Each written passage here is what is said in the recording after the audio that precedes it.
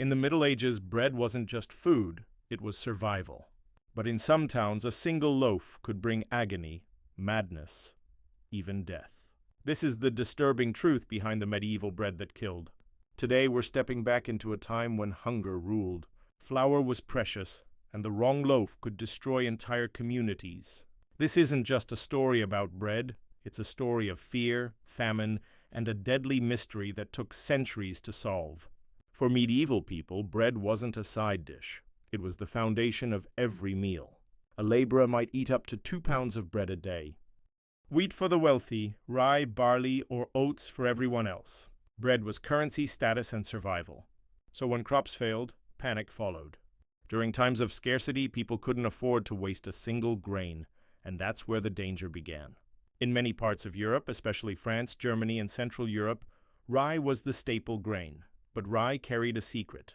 Growing on its stalk was a fungus, dark, purplish, almost like burnt grains. People called it the devil's tooth or the witch's finger. We know it today as ergot. When ground into flour and baked into bread, it created a poison that could tear through entire villages. People didn't know this. All they knew was one day bread tasted bitter, and soon after, horror began. After eating tainted bread, 2 terrifying symptoms could strike. 1. Convulsive ergotism, violent shaking, seizures, hallucinations, screaming fits. People believed they were possessed. 2. Gangrenous ergotism, limbs turning black, loss of blood circulation, fingers, toes, even arms and legs dying. Intense burning pain, called St. Anthony's fire. Victims felt as if their bodies were aflame from the inside. Imagine an entire village struck, screaming, hallucinating, convulsing, limbs rotting, and no one knew why. Was it punishment from God, witchcraft, demons, or a curse in the bread? For medieval people, any explanation seemed more believable than the truth. Ergot thrives in damp, cool growing seasons, exactly what much of medieval Europe experienced. Rye was cheap, hardy, and grew where wheat failed, especially for the poor. During famine years, people were desperate. They milled grain that should have been thrown away. Dark rye seeds, strange shapes, powdery mold, it all went into the flour.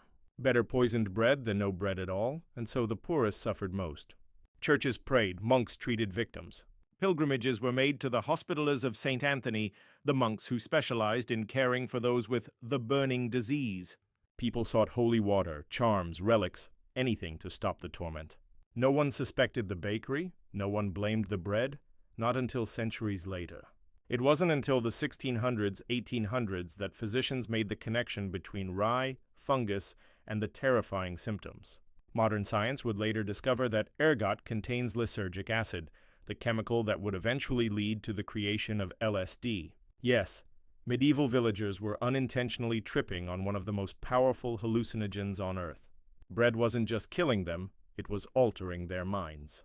Some historians even believe ergot-poisoned grain may have influenced witchcraft panics, including the events in Salem.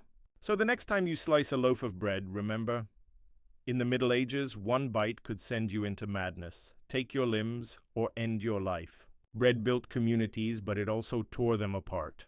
If you'd like to explore more dark chapters of food history, tell me which forgotten ingredient you'd like to uncover next. Subscribe for more stories from the ancient ways, where the past still has lessons to teach us.